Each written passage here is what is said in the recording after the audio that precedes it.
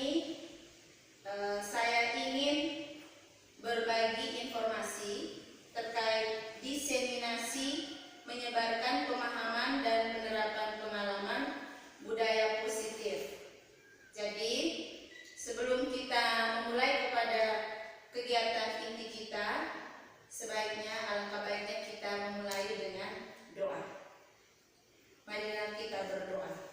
Dalam nama Bapa dan Putra dan Roh Kudus. Amin. Ya Bapa dalam surga, puji dan syukur kami haturkan kehadiran-Mu karena atas berkat, rahmat dan perlindungan-Mu sehingga pada kesempatan ini kami bisa menyelenggarakan satu kegiatan penting terkait budaya positif di lingkungan sekolah kami. Terima kasih Tuhan atas segala penyertaan-Mu. Kami mohon berkat-Mu untuk kegiatan kami hari ini dari awal hingga akhir nanti. Nama-Mu kami puji kini dan sepanjang masa. Amin. Dalam nama Bapa dan Putra dan Roh Kudus. Amin. Baik Bapak Ibu Guru yang saya hormati, pertama-tama saya ucapkan banyak terima kasih karena Bapak Ibu Guru sudah bersedia untuk meluangkan waktunya bisa duduk bersama di ruangan ini untuk mendengarkan materi tentang budaya positif. Sebelum kita mulai materi ini, kita ice breaking sedikit untuk lebih semangat mengikuti kegiatan selanjutnya. Bapak Ibu Guru, saya undang untuk kita berdiri.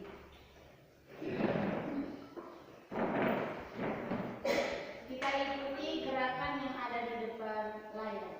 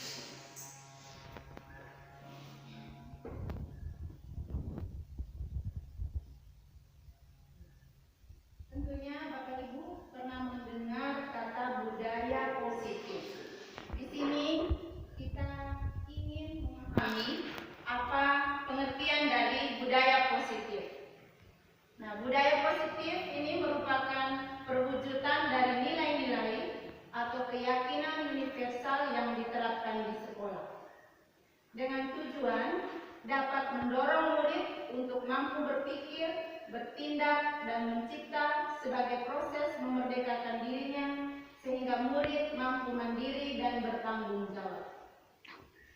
Di sini ada 7 konsep inti budaya positif. Yang pertama, perubahan paradigma belajar.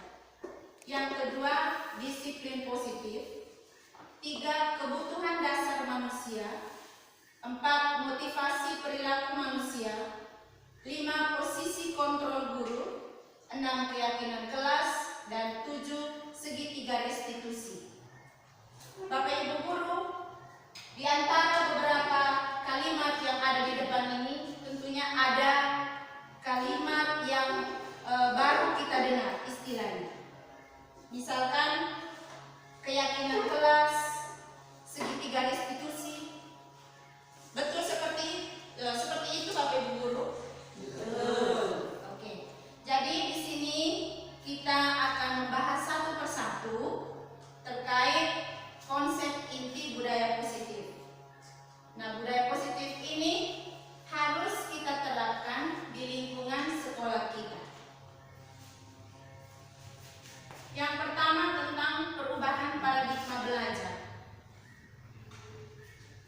Paradigma belajar yang baru itu merupakan pembelajaran yang dirancang sesuai prinsip berdiferensiasi, sehingga para peserta didik belajar sesuai dengan kebutuhannya berdasarkan tahap perkembangan sesuai dengan teori psikologi modern untuk mewujudkan profil pelajar Pancasila.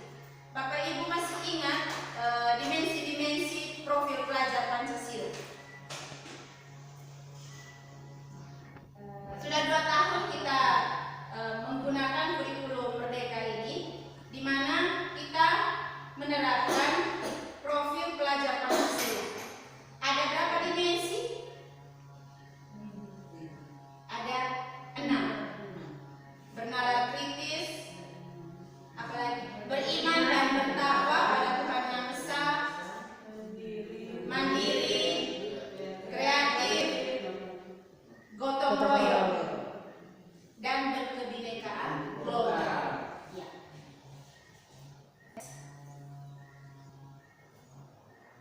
Disiplin positif. Yang kedua tentang disiplin positif. Merupakan pembiasaan hal yang baik, mencakup sikap atau perilaku maupun tutur kata oleh seluruh warga di sekolah, terutama bagi murid, agar dapat berkembang menjadi pribadi yang kritis, mandiri, dan bertanggung jawab. Sebagai pendidik, tujuan kita adalah menciptakan peserta didik yang memiliki disiplin diri, sehingga mereka berperilaku mengacu pada nilai-nilai kebajikan universal yang terdapat pada profil pelajar Pancasila dan memiliki motivasi dalam diri menuju perubahan perilaku ke arah yang lebih baik. Berikut kebutuhan dasar manusia. Nah, sebagai manusia, jadi baik peserta didik maupun kita Bapak Ibu guru, tentunya mempunyai kebutuhan dasar. Dan kebutuhan dasar ini setiap orang berjuang untuk memenuhinya. Di sini kita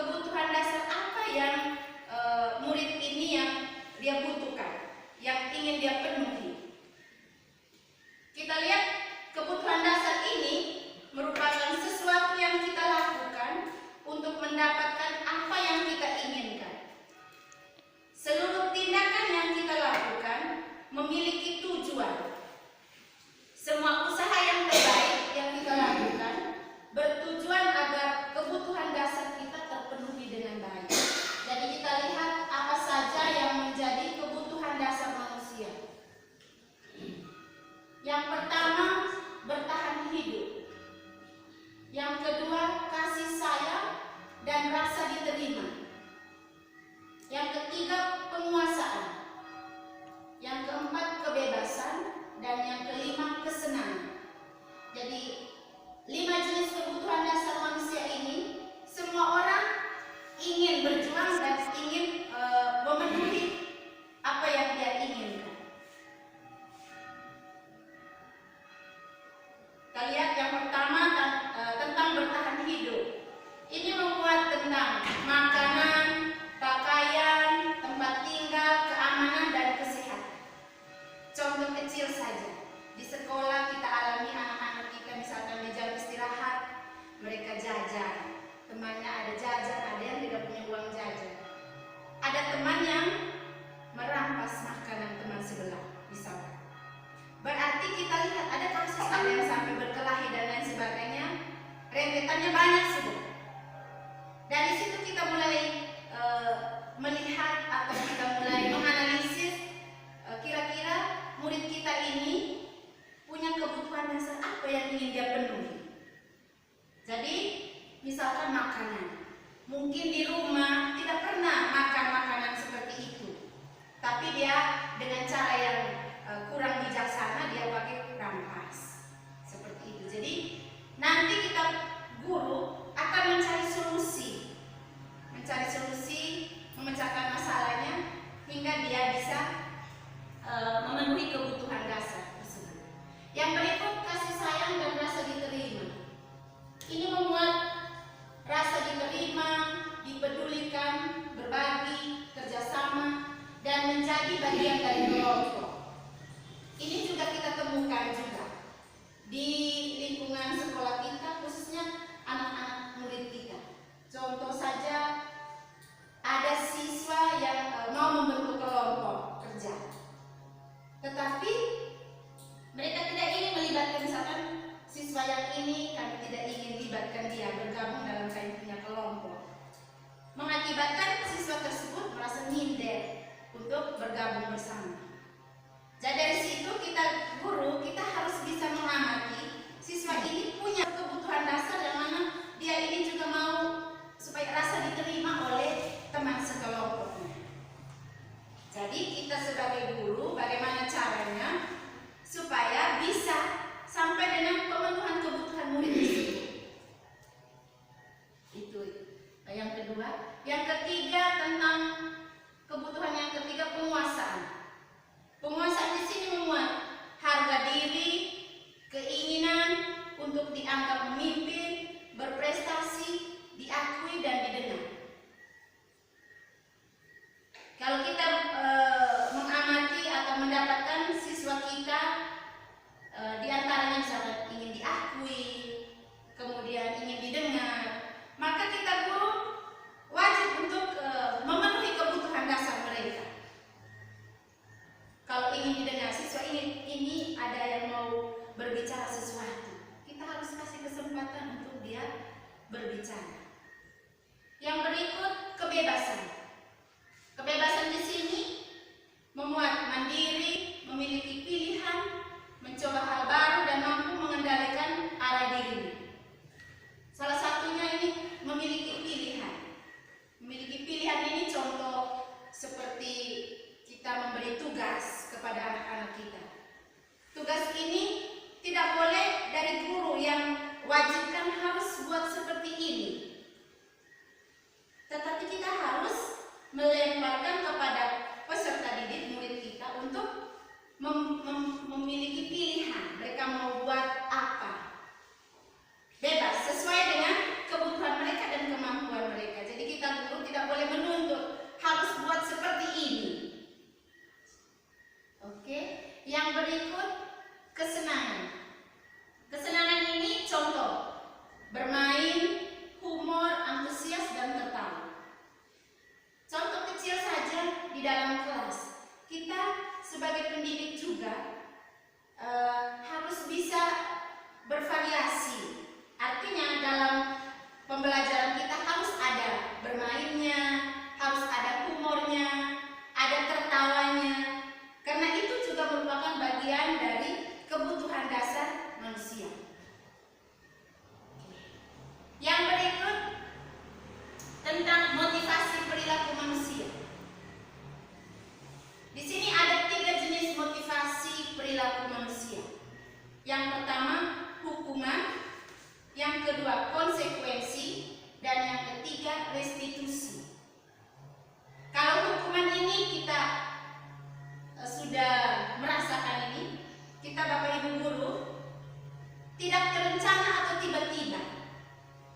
memberi hukuman kepada anak didik kita, murid kita, jika mereka melakukan kesalahan.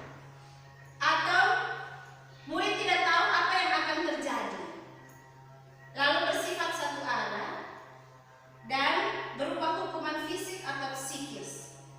Jadi kita Bapak Ibu guru, kita diajak untuk kita bisa merefleksi diri kita masing-masing.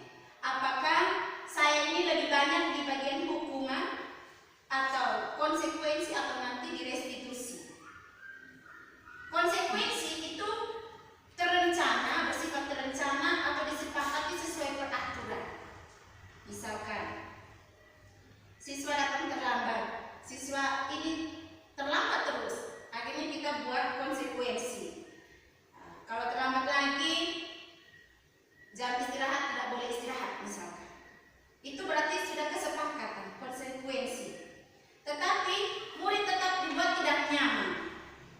Lalu sikap guru akan selalu menjadi memonitor murid. Ini perilaku manusia yang kedua.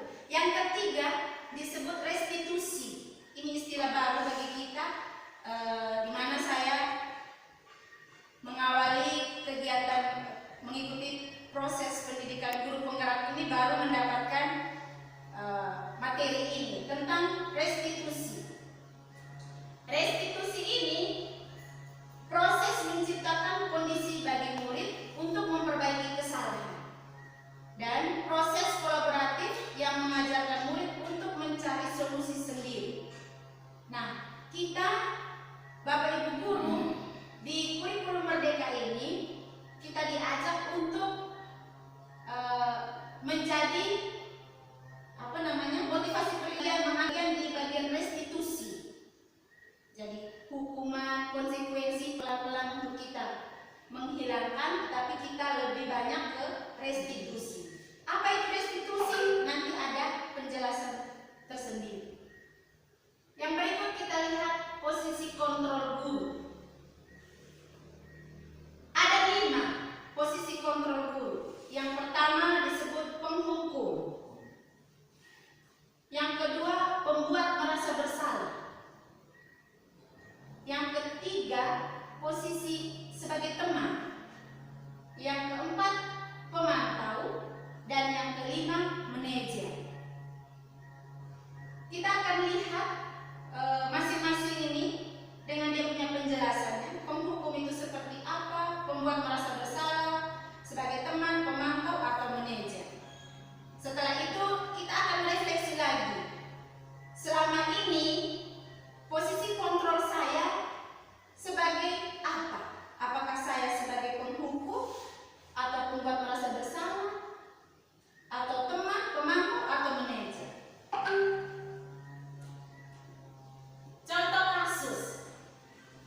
Contoh kasus, ada dialog antara seorang guru dengan murid, serta bagaimana guru tersebut menjalankan disiplin dengan menggunakan kelima posisi kontrol untuk kasus yang sama.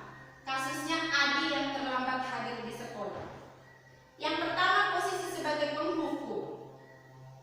Ciri-cirinya, nada suara tinggi, bahasa tubuhnya mata melotot, dan jari menunjuk-nunjuk atau menghardik. Contoh dialognya, terlambat lagi, pasti terlambat lagi, selalu datang terlambat. Kapan bisa datang tepat waktu? Tanyakan kepada diri Anda ini untuk mengajak kita refleksi. Bagaimana perasaan murid bila guru berbicara seperti itu pada saat muridnya datang terlambat?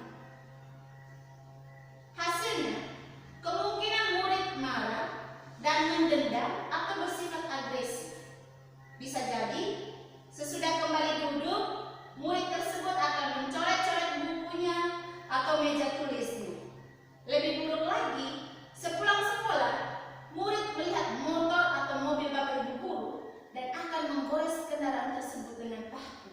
Contoh kecil saja. Itu di posisi kontrol sebagai penghukum. Yang kedua, pembuat merasa bersalah.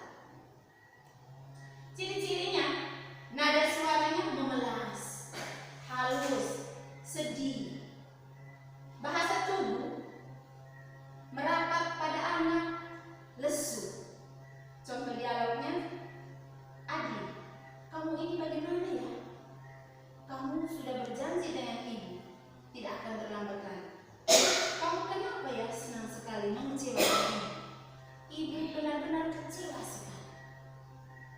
Nah, ini contoh cuplikan dialog sederhana. Bagaimana perasaan murid bila ditegur seperti cara ini? Hasilnya, murid akan merasa bersalah. Bersalah telah mengecewakan ibu atau bapak gurunya. Murid akan merasa menjadi orang yang gagal dan tidak sanggup membahagiakan orang lain. Kadang-kala sikap seperti ini lebih berbahaya dari sikap penghukum, karena emosinya akan tertanam rapat di dalam. Murid menahan perasaan. Tidak seperti murid dengan guru penghukum, di mana murid bisa menumpahkan amarahnya walaupun dengan cara negatif. Murid tertekan seperti inilah yang tiba-tiba bisa meletus amarahnya dan bisa menyakiti diri sendiri atau orang lain. Yang ketiga, posisi kontrol sebagai teman.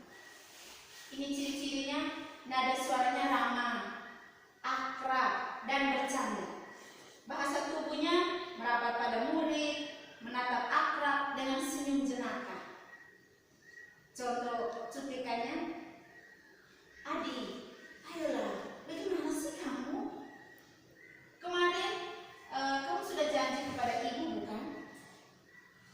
Kenapa kamu terlambat lagi?" sambil tertawa ringan.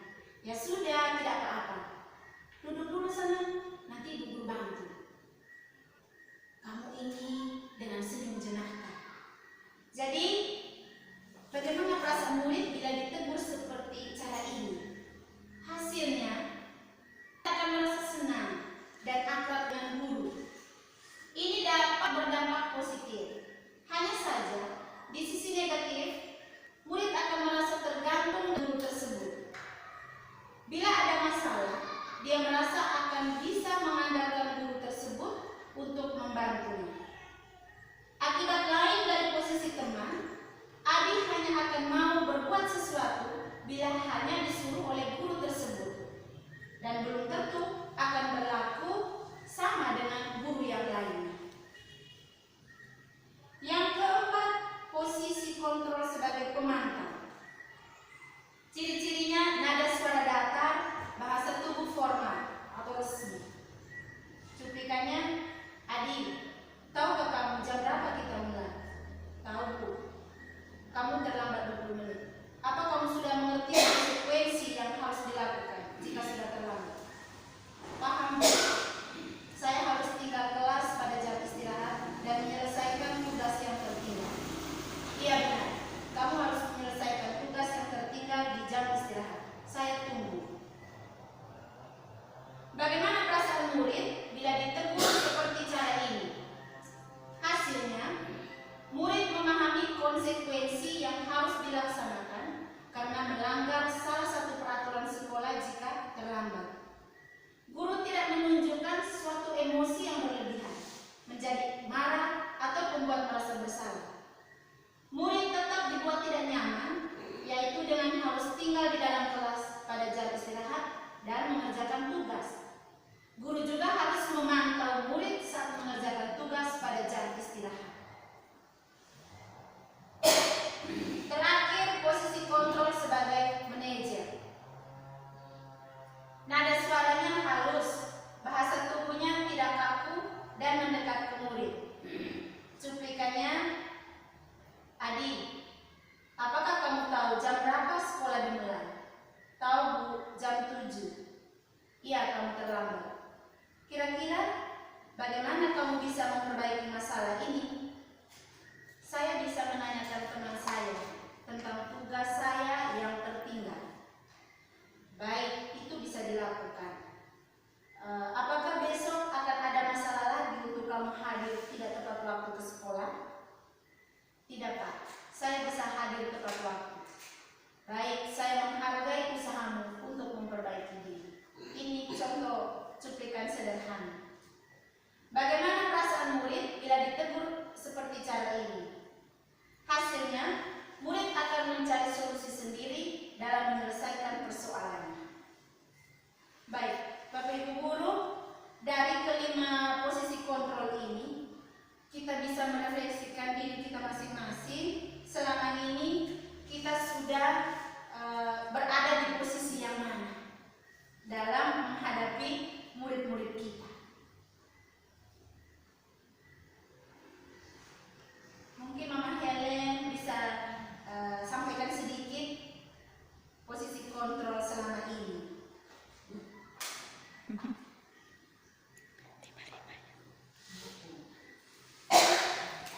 Ibu Rita,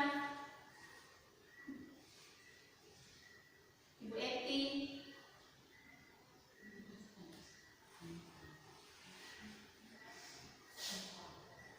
posisi kontrol. Jadi ini bukan untuk menilai atau apa namanya, tapi kita merefleksikan diri kita masing-masing.